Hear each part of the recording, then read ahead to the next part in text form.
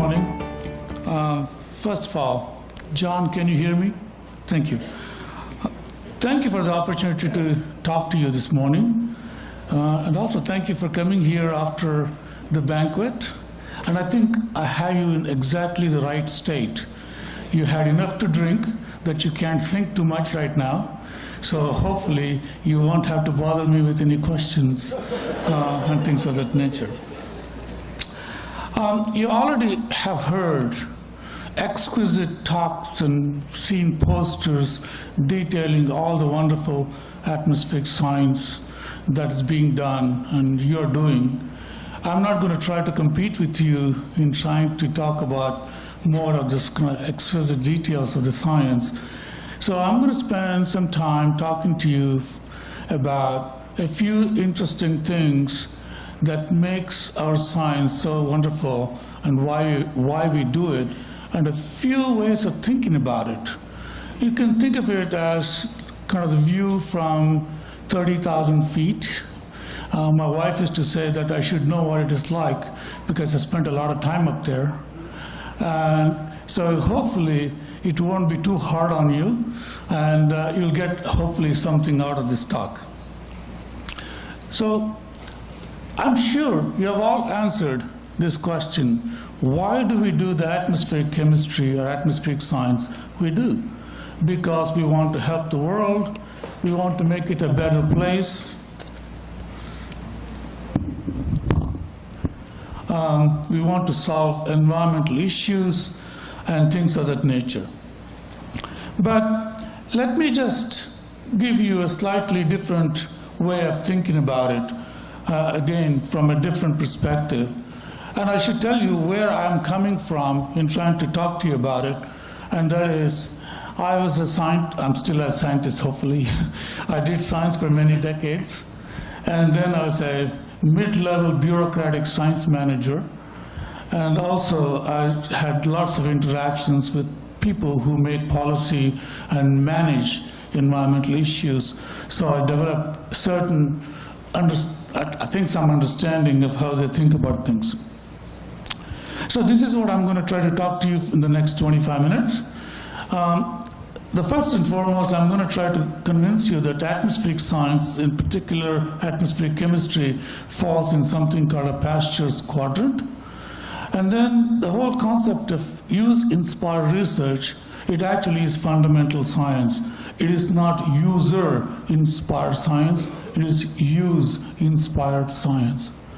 Then I'm going to kind of get to the point of why this leads us to having to deal with multiple issues simultaneously because they're interconnected and need to be dealt with as such. And I have a few personal thoughts of where I think we are headed or we should be headed, and a final step about taking information to the user, both in terms of assessment or potentially services. After the Second World War, there was this common perception that the way science ends up being used is through this process of going from basic science to applied science to engineering and application. This was championed by a guy named Vannevar Bush in America, and there are lots of others involved in it. But I had this thing on the back of my wall in my office for decades. Louis Pasteur, who is credited with saving probably more lives than anybody else, and the father of microbiology, used to say, I don't know how you said it in French, but in English, there are no such thing as applied sciences, only application of science. This actually is a profound statement if you kind of sit down and think about it. But a guy named Donald Stokes from Princeton wrote this book, it was almost 20 years ago. It's called Pasteur's Quadrant. Unfortunately, he never lived to see this book being published. He passed away 6 months before it was published. And his idea was shown here graphically. This is my rendition of it, of his figure 3.5.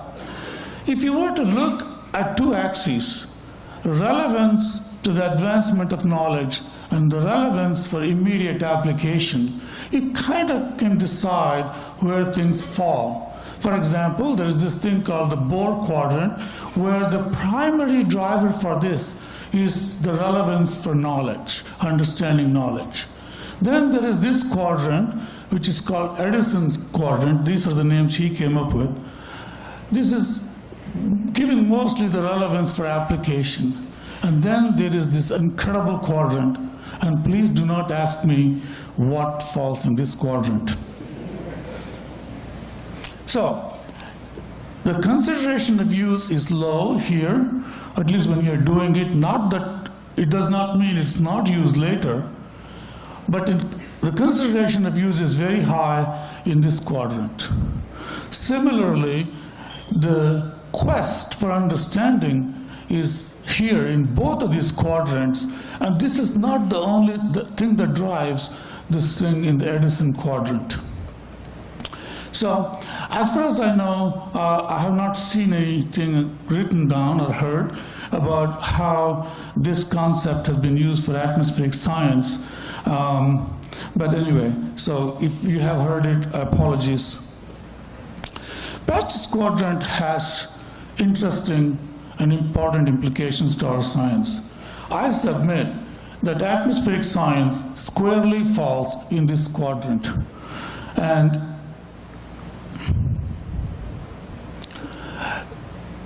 so once you accept this, it has major implications to various things we do, how we do it.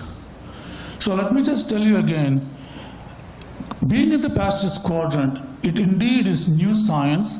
It is not just using what is known. It is use-inspired with clear, tangible outcomes being thought about. So acceptance of this role has major implications, as I said, and we can talk about this afterwards.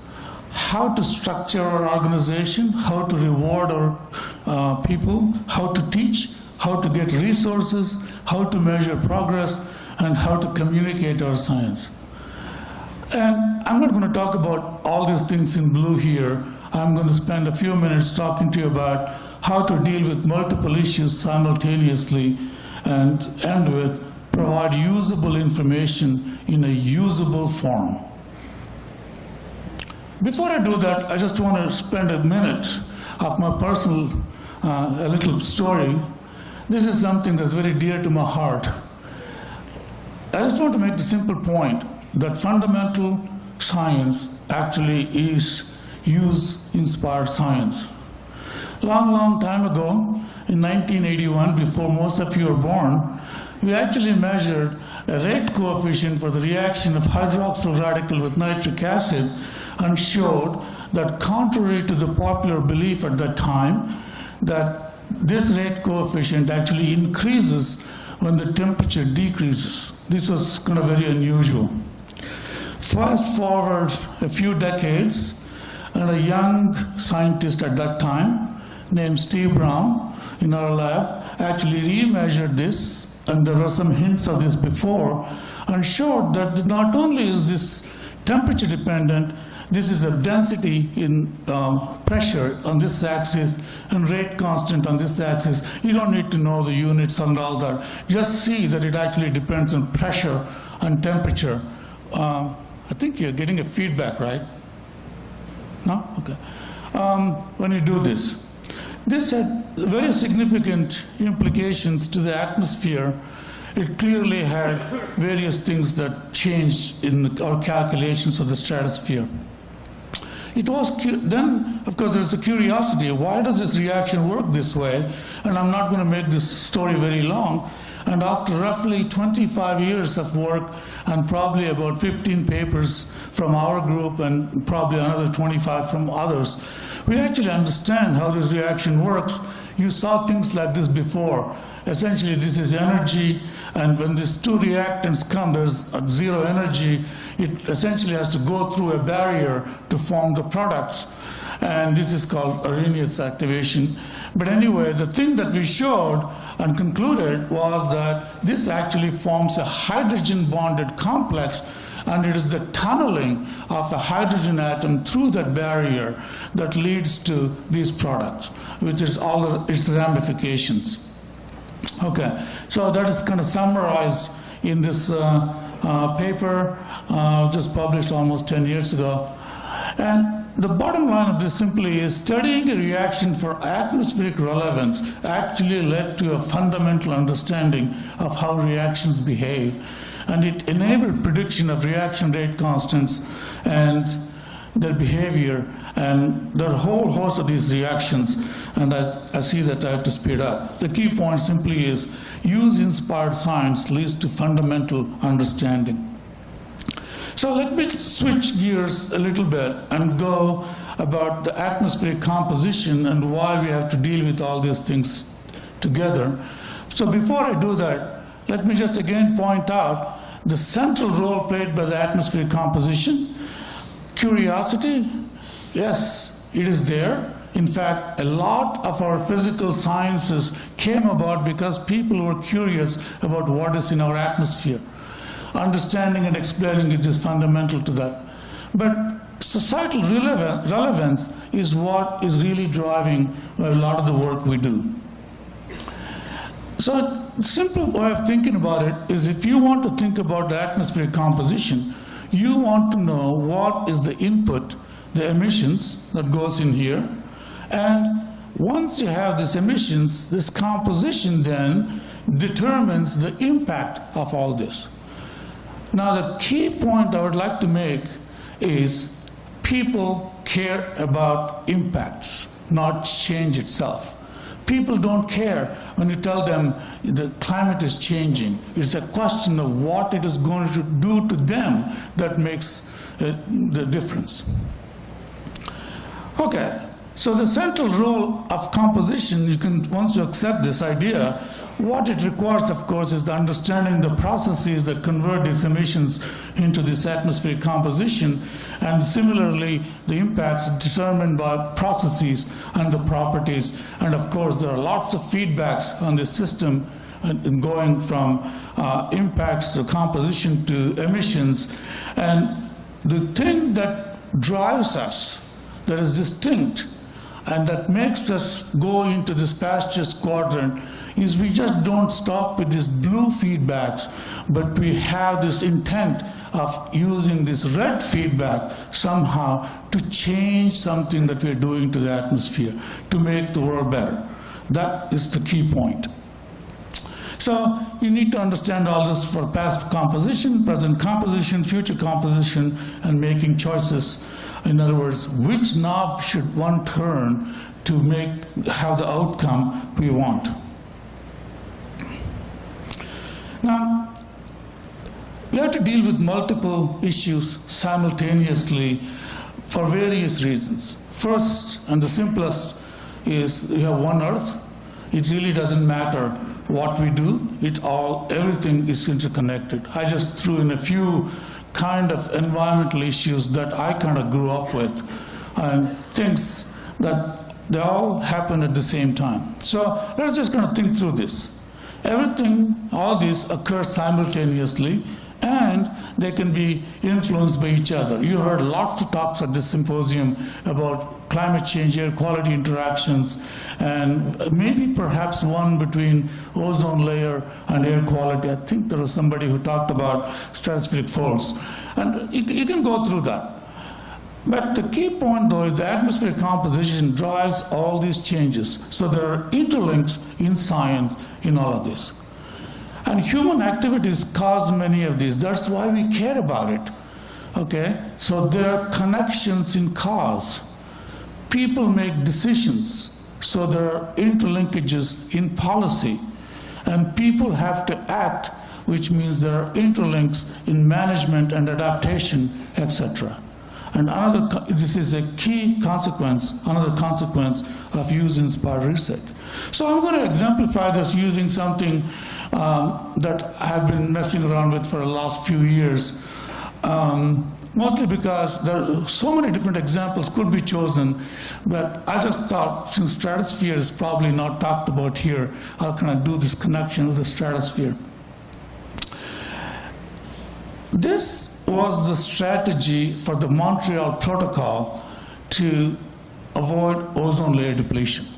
You all know that ozone layer depletion was supposed to be, was going to be caused, or is being caused, by chlorofluorocarbons and other halogenated chemicals.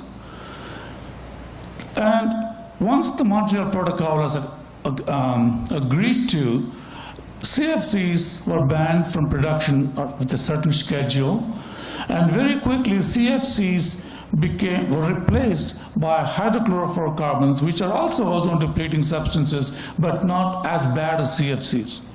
And this way you could transition from CFC world to some other world easily. You couldn't tell people, oh, stop having refrigerators or air conditioners, but you could still do all those things.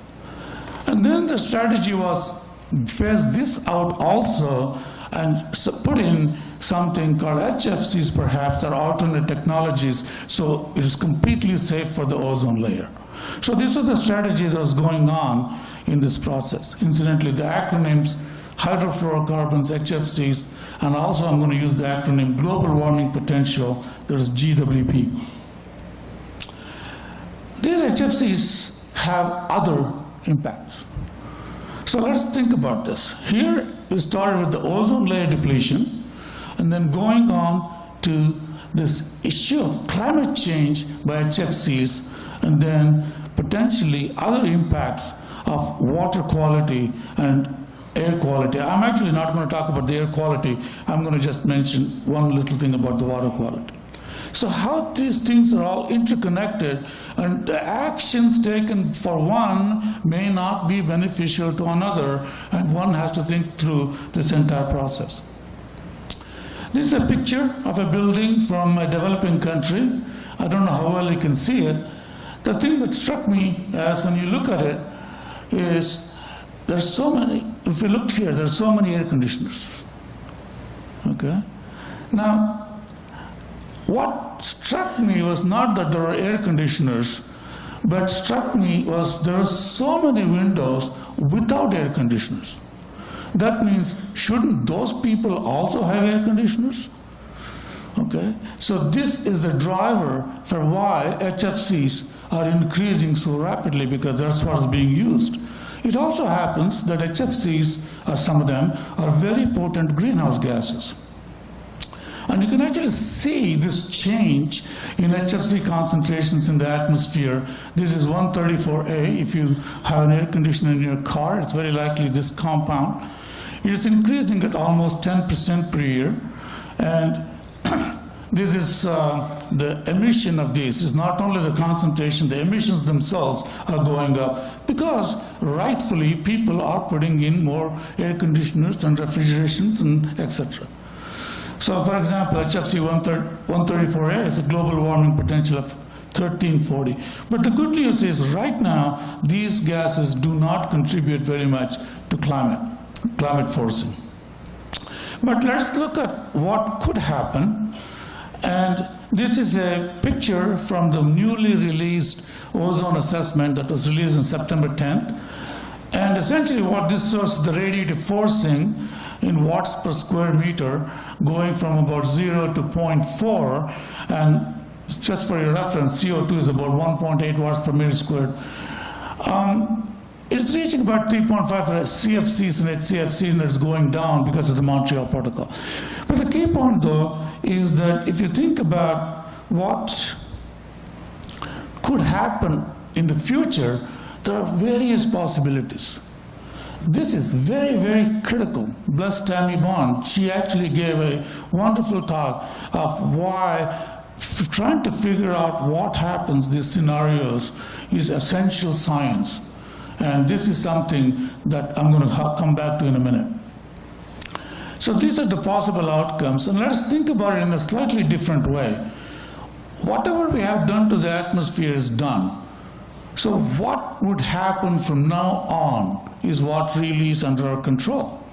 So if you think in those terms, here's the change in the radiative forcing as a function of time up to 2050, and this is what would be due to CO2 going up there. And this dotted line is what you need to do to 450 parts per million stabilization. And this is the upper range of HFCs. Maybe it is not exactly right, but it could be, and it might actually be even higher. We don't really know, and all indications are the trajectory looks almost like this. The point of this, though, is if you think along these lines, that 25% of the future forcing by future emissions could be due to HFCs, and even if you were to do a 450 parts per million strategy, if continued HFC emissions could completely offset that. So it's a very interesting issue. But the good news is it doesn't have to be that way. There are options for us to do something different. And what this shows here is how the radiative forcing could be changed by changing the atmospheric lifetime of these compounds and using different ones. And you can see if you go down to about less than 1 year lifetime, you can completely avoid future problems. So the bottom line message is possible to retain less than 1% contribution by 2050 by using alternate HFCs and other technologies. And some of them are available. But are there other potential effects of using these compounds? And what is shown here is one of the compounds like this, HFO, and this is a very reactive species, and I see that I have only 4 minutes left. So let me just point out that one thing that it can make is something called trifluoroacetic acid. This is the little simplified scheme for that. And if you were to look at what the effect of the trifluoroacetic, how much of this could be produced, this is a paper from Jan Kazel. It's submitted for JGR. It just shows for the US what these concentrations look like. It's a lot of details in here, but let me just tell you the bottom line. Currently, HFO emissions are not a problem. If it continues to increase, there could be an issue. And the other thing is, we have not looked at the regions where the new emissions are going to be coming from, Asia especially. And also, calculating concentration in rainwater is not the same as calculating concentration in stagnant water pools, because it's a cumulative, this one accumulates in the water pools. So, what I tried to show you is this issue of the connection between ozone layer depletion, climate change, and then possibly water quality. Multiple issues, you deal with it. The reason is people don't ask you, is what I'm using good for the ozone layer? Is it good for the climate? Most of the people don't even know the difference between the two. All they want to know is it good for the environment? So it is incumbent upon us to make sure that we can answer that question. In the last 2 minutes I'd like to just make a plea, and that is, doing the science is wonderful and essential, but it is not sufficient. You need to take that science to somebody who can use it and give it to them in a usable form. So you need to go that extra mile. So that brings me to my last 2 points. Emissions are a big issue. If you look at the continuity equation, we have spent decades understanding chemical transformations. Emissions and deposition are the less well understood things. But emissions in particular are key because that is what the policymakers need. That's what actually we tell somebody we're going to help them with. We're going to tell them how you can do something. And that requires understanding how to tweak these knobs. And so characterizing emissions is absolutely essential. But the key point, though, is not only you want to characterize it, you need to have it in a usable form. Okay? That also has lots of implications, and specifically I want to emphasize the need for inventories and in a usable form and knowing what the future emissions is. Folks, this is really science, and this is a very, very big part of our future science. I can guarantee you that. Oops. It says I'm out of time. Okay, my last point is deposition. It has the same kind of issues, and unfortunately I ran out of time, and you can just see very quickly that this is another key issue. So let me end very quickly with the following. Writing papers is great. Summarizing it in nice assessments is also great, but make sure those assessments can be handed out in simple, chewable, digestible form to people who actually use it. Okay? So this is a very, very key part of it. So if somebody asks you to take part in an assessment, just don't thumb your noses at them. Service is another issue. I'm going to skip that part. The major part of that is to emphasize that it is the repeated information, and there's a much more of an interaction with the user in some ways. Maybe Guy or somebody can tell you more about it. So assessments and services is one of the culmination of user-inspired research. Science is only one of the inputs, and quite often it is not the major input to environmental solutions. Just remember that, please. Providing services and assessments require close interactions with providers and receivers. Not every one of you have to do it, but somebody has to do it. So in summary, I just wanted to tell you that what I told you, the atmospheric chemistry belongs in the Pastures quadrant with all its ramifications, and dealing with multiple issues is essential. There is very important role for fundamental science, and synthesizing information is essential, to be accurate but essential. I always wonder, what would Pasteur see in us if he were alive? He started as a young man and he became a wise old man. I kind of sympathize with the other picture. Not the wise part, the old part. And with that, thank you for your attention.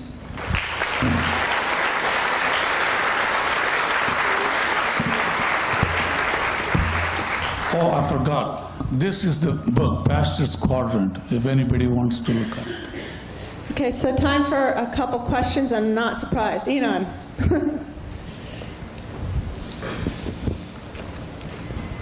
Thank you, Ravi. This was wonderful. I have a question. How do you make emissions into a science and not just bookkeeping? How do I make emissions into a science? I would submit characterizing, understanding, and providing utility is indeed a science. It really is a question of what your concept of science is. Bookkeeping, as you call it, can be a science too. It depends on how you look at it. But emissions is not just bookkeeping. It is very careful, judicious choice of knowing what is coming out and how to convert that into something that can be used. I don't know how else to say it. Knowing, let me just give you I don't want to take up too much time. Just think of Junger relationship, okay? The relationship between lifetime and variability. And there is a challenge for you on trying to deal with emissions. Okay, Guy? I'd like to make a remark about assessments. You have basically shown how useful the ozone assessment has been in order to develop essentially ways to protect the ozone layer. Now, since the famous Stockholm Conference on the Environment in 1972, 500 international agreement, all kind of agreement have been signed dealing with all aspects of the environment. And the international organization have made a scorecard to see how useful these agreements have been. And there are two issues where they've been clearly useful. That's ozone and CFC, that's one. The other one is lead in the atmosphere, etc. But in the other cases, the assessment of the score has been low. The environment is still in great difficulty. So it seems that this assessment process, with the exception of ozone, which repeatedly we hear as a success, but in general it has not been a success. And so it seems to be missing something between the assessment and society. So how do you see those things? Thank you, Guy. You couldn't have given me a better lead into a segue. I looked at the most recent IPCC assessment. I could hardly pick it up. I mean, physically I couldn't pick it up, right? Now, you expect people to digest that, to use something. I would submit even our ozone assessment is not that useful. That's why we essentially had to take information from the assessment into a pamphlet kind of thing that Mario Gusfelder, Melanie, and I did to make the HFC case. 10 pages is about it. The executive summary, 1 page. Otherwise, you're just missing the opportunity to get across what is the essence of our science. So I'll stop there. Okay, we'll take one more question before we move on. Could you comment a bit more on the role of uncertainty in establishing the epistemic basis for the kinds of use-inspired applications to policy, particularly related to some of the unintended consequences that you alluded to, where you're making decisions based upon one aspect of the Earth system while neglecting others? As scientists, we love uncertainty. We actually even make our stated goal to reduce uncertainty. As policymakers, what they want to know is what is it that you do know, not all the stuff you don't know. Okay? It is an amazing little thing. So that's first point. Second, I'm not suggesting we shouldn't address uncertainty, but you should remember that. The second thing is, no assessment and no policy is the final word. Montreal Protocol was an amazing example of that. If only the signed protocol was implemented, we would have already gotten to roughly 10 parts per billion of CFCs today, okay? Of the equivalent chlorine, not CFCs.